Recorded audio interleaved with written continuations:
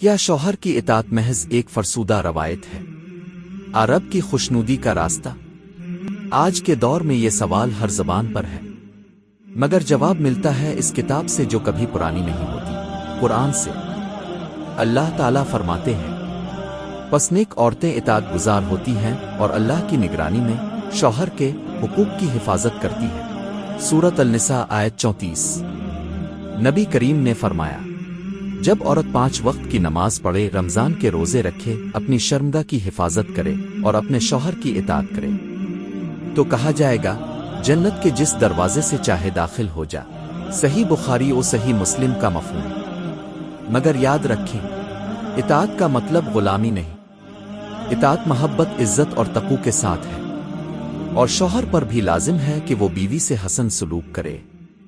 اسلام میں بیوی اطاعت کرتی ہے عزت کے ساتھ، اور شوہر محبت کرتا ہے ذمہ داری کے ساتھ۔ اطاعت روایت نہیں، یہ عبادت ہے جب نیت رب کی رضا ہو۔